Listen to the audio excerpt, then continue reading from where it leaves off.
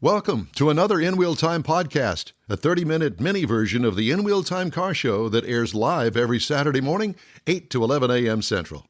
Anywhere. Streamed and podcasted to your transistor radio.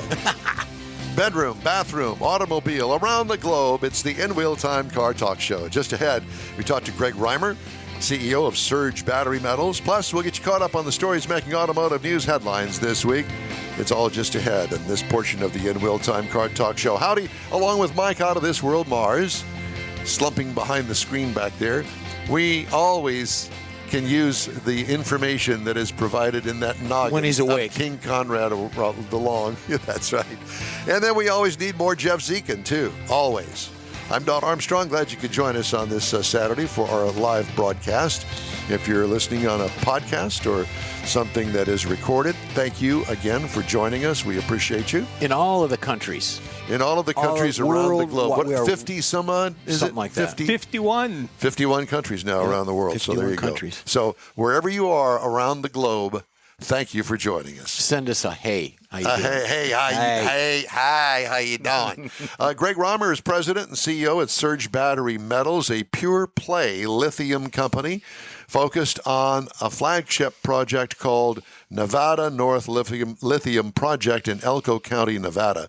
He is an accomplished leader who has served as an executive at one of the largest Canadian utilities and has held several senior government roles in British Columbia, including as Deputy Minister of Energy, Mines and Petroleum Resources. This guy's smart, and he knows his stuff. And very good Saturday morning to you, Greg, and thanks so much for joining us.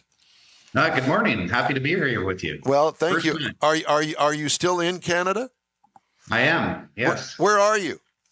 In British Columbia, Canada. British Columbia. Okay, very good. Well, we have you have another Canadian guy that we know from Houston Autorama, and he's a big car guy, so I hope he's watching, listening to us today as well. I'm sure he is. At any rate, let's talk about the Nevada North Lithium Project in Elko County, Nevada. What is it? I know that lithium batteries are a big thing when it comes to EVs these days. Right. Well, the Nevada North Lithium Project is exactly that, a lithium exploration project. We've been working hard on this project for approximately 3 years. Really, the elevator speech on the project is we have high-grade lithium, probably the highest grade lithium clays in the United States, and it's near surface in mining-friendly Nevada, and most of all, it's a made-in-America product. Very cool. What does lithium look like? Lithium's a mineral, and it is the largest component of batteries for EVs. And why is it so important a portion of the battery? Why have automakers designed the lithium as a catalyst, I guess, in these batteries, and why is so much of it being used? Well, it's a key component in the storage of electricity in the batteries, which allows for the significant range that goes along with battery development as we've seen it. Didn't we start with batteries, the lithium batteries in our watches? Back in the 80s. Yeah, lithium batteries are used for everything. I mean, they're in your battery lawnmower, your weed eater, your iPhone, and your EV. How much lithium is used in, let's say, a battery on your EV? Oh, it's a fairly large amount, a fairly significant amount, because it's the largest component of the battery and a heaviest component. I don't have off the top of my head the exact number there, Don. So do you measure it in weight? Do you measure it? Yeah, you measure it in weight. Okay, so it take for one car, it takes a lot of lithium for the battery that goes in a car, typically. Absolutely. Yeah. Like I said, the battery is the most expensive part of a EV. Yeah, and how long does it take to mine enough lithium to sell to a battery maker? Well, it depends on the source of the lithium. In our case, we're not in production yet. We're, at the exploration stage. And in our case, the lithium is mixed in with clay. And so we have a lot of lithium near surface. So it's a process of extracting, kind of strip extracting product and separating the lithium from the clay. It's new technology, and we're working to develop that along with others. There's others that are further ahead than us, and it's very exciting. I can only imagine the kind and expense of the equipment, not only to get it out of the ground, but to separate it. Right. I mean, there's a project about 180 miles to the west of us that a company called Lithium Americas is developing. Their Thacker Pass project, and they're in construction now, and they're well in excess of $1 billion in terms of cost. So Greg, I'm sorry. I was going to say, are there other states in the U.S. that have this opportunity where there's lithium in the state or underground or close to the surface? And is it expensive to mine? I mean, you're not just going to strip it or dig it and then it's going to be there? Yeah, there's different types of mining lithium. In our case, as I said, it's attached to the clays, and the clays are so far concentrated in Nevada. Other types of mining around the world, not just in the United States, but there's hard rock and there's brine where the lithium's in water solution. So it really depends on the process. We see our process as being cost effective, especially with our resource close to surface. How do you find lithium? How do you know that it's there? And that's a question. Yeah, in this North Nevada project, Elko County. Yeah, that's a good question. I'm not a geologist, but our geologist found this. He was out kind of staking and doing some samples with his wife, who's also a geologist, on her 65th birthday. So, he took some samples, had those samples analyzed, and they were promising. And so he staked the area. We came along and bought the staking from him, did some surface exploration. And surface exploration is simply, digging down a couple of feet, putting the dirt in a bag and sending it off to the lab to be sampled. So, we got some, eye-popping results from that, and then we decided to start drilling and determine whether what we were seeing at surface really permeated subsurface. So it's not like a Geiger counter or what they call a mosquito that you could just go over and as a reaction to it, like iron ore or something. No, not at all. No, you've got to take the product and have it analyzed in the lab. And like oil exploration then. Somewhat. And the product you deliver to the battery makers looks like what? Well, we will measure our product in lithium carbonate equivalent and develop a battery grade lithium. So is it like a white powder? Is it a? That's correct. Yes. Okay. Oh, wow. So is this turning into the 1849 gold rush in California? Absolutely is. There's certainly a lot of activity. That's the first thing that came to my mind. We're all getting shovels. We're going to dig up your backyard this afternoon. That's right. And who else out there in the industry is producing lithium at these volumes? What other countries? Well, there are countries all over the world, and in Argentina, Chile, China. Most of the lithium consumed, 85% of the lithium consumed in the United States has some connection to China, whether it's mined there or processed there.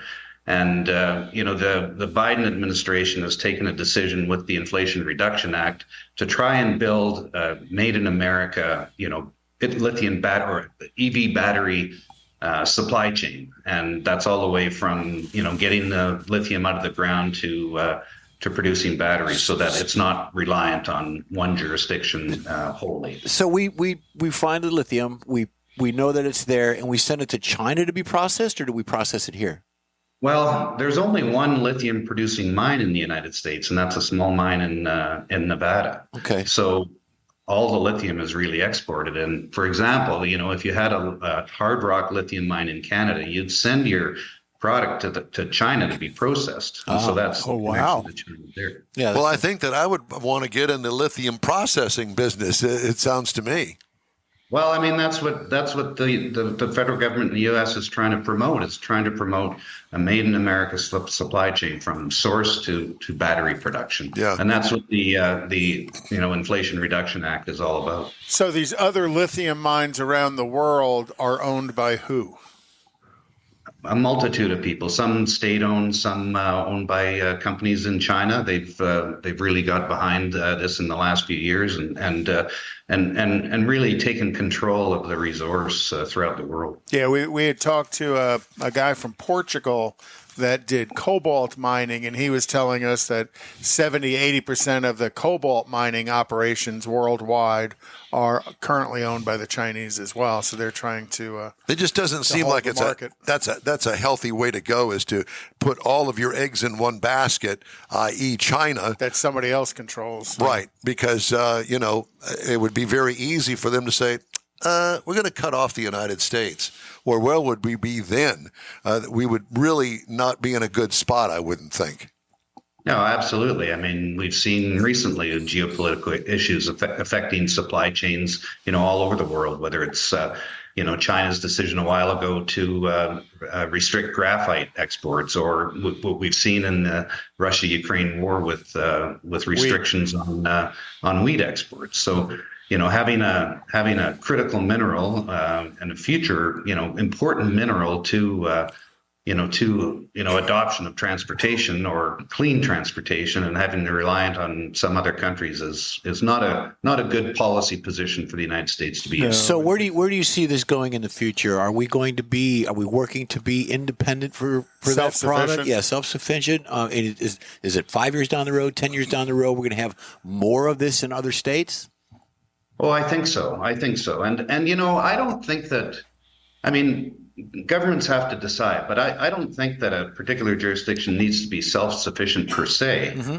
But I think that a jurisdiction needs to be sufficient enough so that they can ride out the kind of ebbs and flows of worldwide markets and not be reliant on, say, one country or one jurisdiction. Are there any in Canada?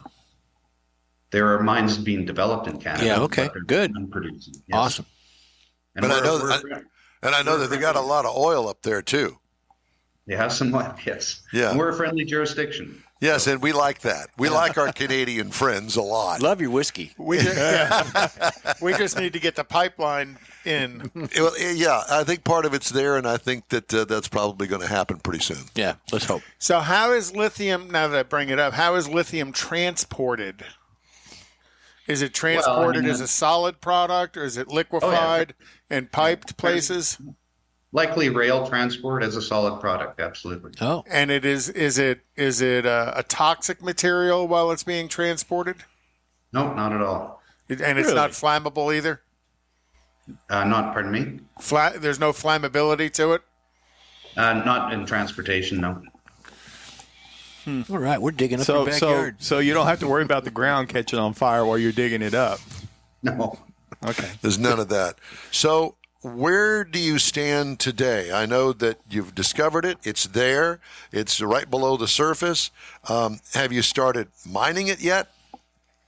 No, we're, it's a bit of a process to go from discovery to mine production. You've got to kind of prove your resource. You've got to get kind of environmental permits and, get through all that process. So, 2024 is going to be a big year for us. We're just in the process of doing what's called in the industry a maiden resource estimate. So that'll be kind of technically estimating, how much resource we have. And then we'll go through and do a preliminary economic assessment, which basically says, yes, with your resource, your high grade near surface, and with this size of resource, you can have an economic mine. And so from there, we'll drill out the rest of the resource and then do what we call a bankable feasibility study, which is the kind of last step before going into kind of financing the mine and developing. Oh, very cool. Greg, you're a very smart guy, and I'm very impressed, and certainly not anywhere close to your level of knowledge when it comes to this sort of stuff. Where did you gain all of this knowledge, besides the fact that you're 23 years old now?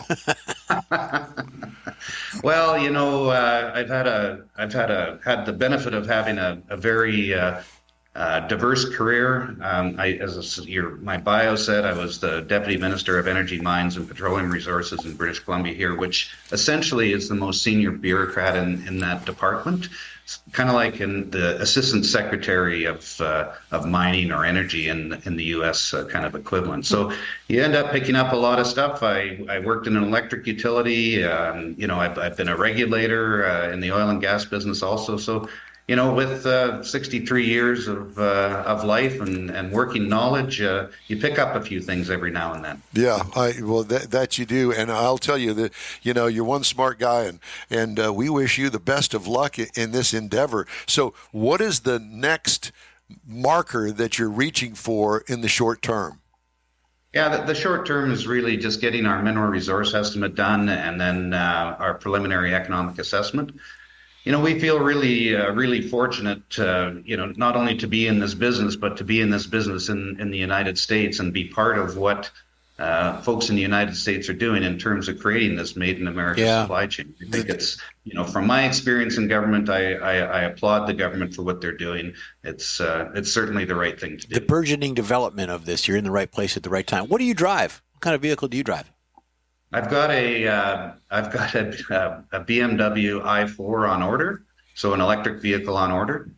So that's they've released two-wheel drives of that vehicle, and they're just in production on all-wheel drives. And up here in Canada, I need an all-wheel drive. There you go. Yeah. You don't have any hot rods or anything, do you? Stuffed in the garage? Well, I've got a 3 Series BMW convertible. That's as close to a hot rod as. We can appreciate that. Well, Greg, it's a real honor and pleasure to talk to you, sir. Thank you very much, and we need to keep up with you. So, does Surge Battery Metals have a website or anything that we can? Yeah, absolutely. SurgeBatteryMetals.com. We trade on the Toronto Stock Exchange on the over-the-counter market in the U.S. In the U.S. NILI, NILIF, and in Canada under NILI. Hey, I honeymooned at the CN Tower back in the day. Yeah, we did that. Mm-hmm. Greg, take care. Stay warm up there. And again, we thank you very much for joining us this morning. You guys have a great day. You do the same. Greg Reimer. Very cool. I know. And once again, learned something new that I had absolutely no clue about. He's got an EV and he's got a connection to lithium, so that's great. That's it. Awesome. And I'm taking my lithium medications every Oh, day. boy. Yeah. Okay. And there's that as go. well. Konrad's Car Corner is what the time is now here on the In Real Time Car Talk Show. Yeah, what's in the car corner? This is a new feature that we're going to talk about some massive car scandals that have rocked the industry through years. Love that. Now, oh boy, I've got 9 of them. We're going to talk about 3 of them. This is kind of like the Crown. Do I have the wrong? I got the wrong one. Go ahead. I'll find it. I got the wrong one. Go ahead. So, with so much revenue at stake, automakers are highly incentivized to find ways to beat their competition and gain market share. As an industry, maximizing profits by reducing operating cost often is the course that they take. Sometimes the result benefit is the automotive customer will have improved technology, performance, and safety. But occasionally the effect is a disaster. And some of those disasters are out there, and some of it's caused by one manufacturer attacking the other. So in that, General Motors had some advertisements to kill the Chrysler Airflow. You got to remember, back in the day, the Chrysler Airflow was quite a inventive car. They had hired Orville Wright to build a wind tunnel, and what they found out that the Chrysler products were more aerodynamic in reverse than they were going forward. So with Orville Wright, they created the Chrysler Airflow. Well, General Motors came out and said that, Chrysler stole our top secret plans in developing the Airflow and producing the Airflow, because the Airflow was actually a production vehicle.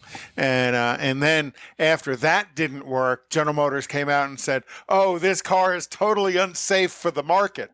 And I always thought, well, that's kind of dumb. If that was your top secret project and it's unsafe for the market. How does that work? Because Mary wasn't in charge back then. All right. Oh, boy. Oh, ba-dum-ching. That was one of the big scandals, and that was through the mid to late 30s that was going on as GM was trying to shut down the Chrysler Airflow production. The next thing that happened was the Tucker. Now, Tucker was a very inventive car. It was a rear-engine car that used basically a helicopter engine to propel it, very underpowered in what it was.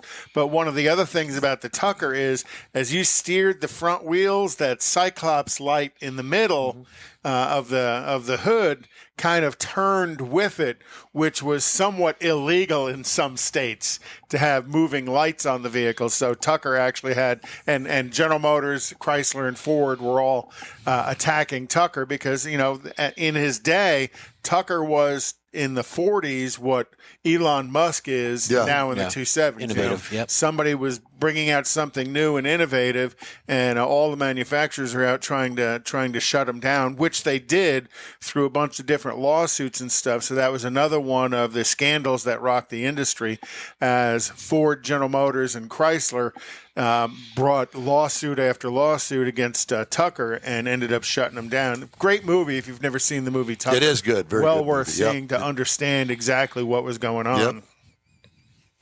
And then the third of this week is the Pinto fire. Pinto was Ford's entry into the expanding segment of compact cars. The car was an early success. They sold 352,000 Pintos in 1971. They sold 544,000 Pintos in 1974. Cute little car, actually. And actually, it had a quite a fatal flaw that Ford knew about before they produced the car, and that was the placement of the fuel tank in a rear impact could leak. Didn't take much to spark gasoline, could cause a fire. And it did. And there was quite a lot of loss of life. And the Center for Automotive Safety requested NHTSA recall all Ford Pintos. All Ford Pintos. Yeah, all Ford Pintos due to the gas tank design and defect that made the vehicle susceptible to the fire. And it was low to moderate speed impact collisions. It wasn't even a high speed impact collision. So that's the first three. We'll get on to a few more next week. We'll talk a little bit about Daimler, some more about some other Ford interesting stuff, and some Volkswagen scandals. Okay, sounds good. Nissan has told suppliers it is considering moving U.S. production of the next generation Rogue crossover to Japan if the automaker cannot lower its purchasing costs. The Rogue, Nissan's best-selling U.S. model, is built in Smyrna, Tennessee, and Kyushu, Japan. The compact crossover accounts for 1/3 of Nissan sales in its largest market. At a meeting at Nissan North America headquarters in Franklin, Tennessee, on January 11th, automaker told suppliers it expects a significant reduction in the cost of parts for the fourth-generation Rogue, scheduled to begin production late in 2026. Nissan asked suppliers for an average of a 20% cut in parts pricing. People briefed on the matter told Automotive News some suppliers were asked to slash prices by up to 30%. Oh, boy. Losing the Rogue would be an enormous blow to Nissan's 6 million square foot Smyrna assembly plant, which employs 6,700 workers. That's a lot. The Rogue accounts for about 40% of the factory's annual output, or nearly 200,000 vehicles. Nissan sold 271,000 Rogue crossovers in the U.S. last year, a 46% increase over 2022. Matter of fact, my daughter bought one. Nissan's U.S. factories in Smyrna and Canton, Mississippi, currently at 52% combined capacity utilization, need volume products to operate profitably, according to Sam Fiorani, Auto Forecast Solutions Vice President. Nissan has asked suppliers to submit price quotes on the new Rogue by the end of this week. Nissan North America will present its manufacturing cost plan to Nissan Motor Company executives by the end of January. In February, Nissan should determine whether the next Rogue will continue to be built stateside. And speaking of that, Tesla had a blockbuster 2023 as it shares more than doubled in 12 months, but 2024 is starting on a different note, with Elon Musk's electric vehicle maker off to its worst start to any year of its existence. Oh boy. The company has lost more than $94 billion in market valuation in just the first 2 weeks of 2024.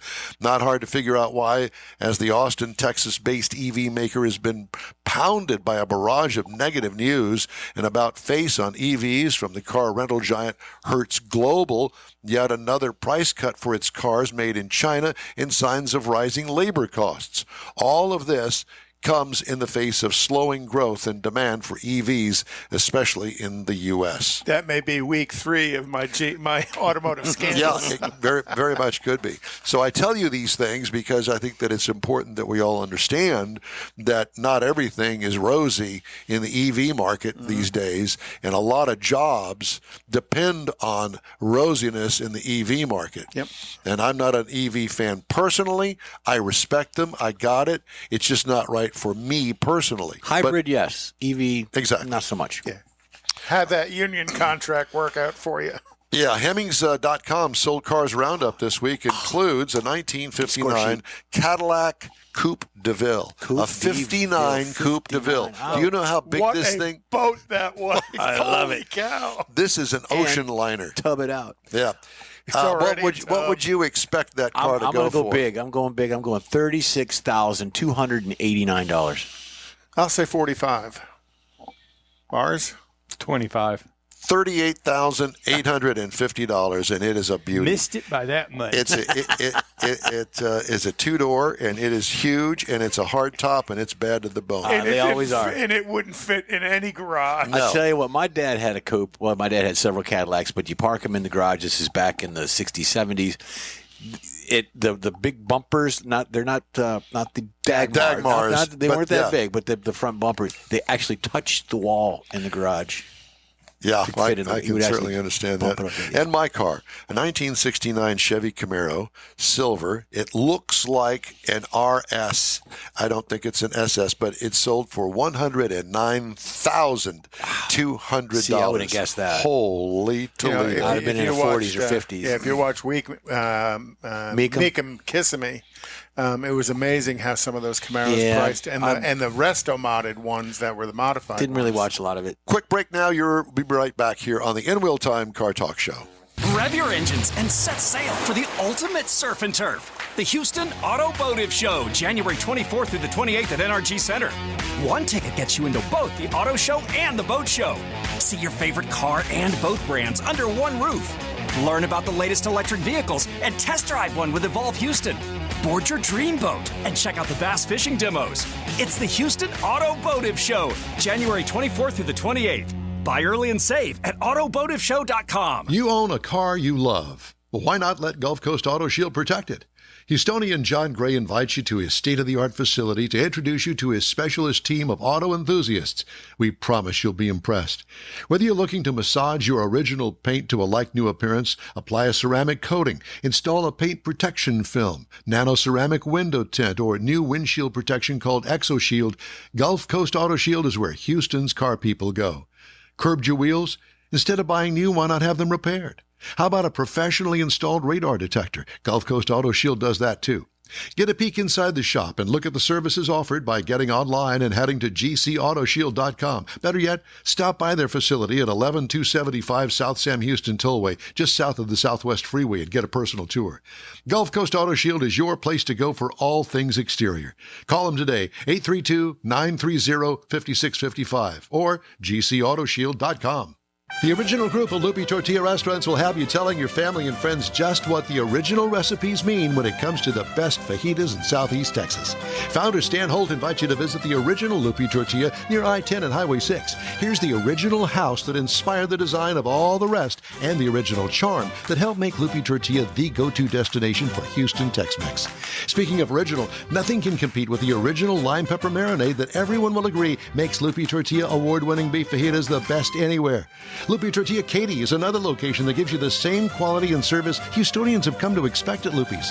It's located just off I-10 and the Grand Parkway at Kingsland Boulevard in Katy. Find yourself in Aggie Land? Head to the Lupi Tortilla in College Station, located just around the corner from Kyle Field. It's a great place to enjoy those famous frozen margaritas before or after the game. Headed east to Louisiana, stop in at the Lupi Tortilla in Beaumont. It too's on I-10. You can't miss it. The original group of Lupi Tortilla restaurants invite you in for the best Tex-Mex anywhere. Well, that's it for this week's In Wheel Time Car Talk Show, and here is your invitation to follow us on Facebook. Give us a like. Tell your friends about us. Share our stuff, if you would, please. We'll keep you posted on all things automotive all week long, including award-winning interviews, new car reviews, upcoming events, cruise-ins, racing, and car, truck, and SUV goodies. When you need a car fix during the week, you can find the In Wheel Time Car Talk Show 24/7 via the iHeartRadio app. We live stream this show on Facebook, YouTube, and on InWheelTime.com every Saturday, 8 to 11 a.m. Central Time, except for next week. Daily 30-minute podcasts are available from your favorite podcast provider. That's where we post a new episode every day. Yep.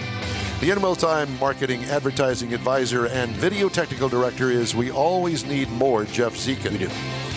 For the guy that's on his cell phone like a junior high school girl, Mike Mars, Mr. Know-It-All, King Konrad DeLong, and Chief Engineer David Ainsley, I'm Don Armstrong. We hope you join us for our next live broadcast from the Houston Automotive Show, the New Car Show. Yep. Saturday, January 20th, next Saturday at a special time, 10 a.m. to 1 p.m. on all of our In Wheel Time live outlets. From all of us here at the In Wheel Time Car Talk Show, have a great weekend. Stay safe and warm out there. We'll see you next week. Go Tex.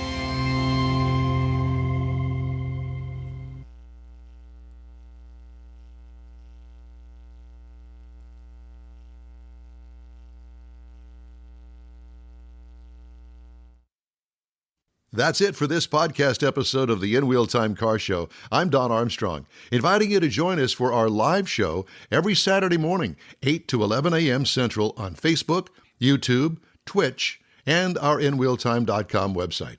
Podcasts are available on Apple Podcasts, Spotify, Stitcher, iHeart Podcast, Podcast Addict, TuneIn, Pandora, and Amazon Music. Keep listening, and we'll see you soon.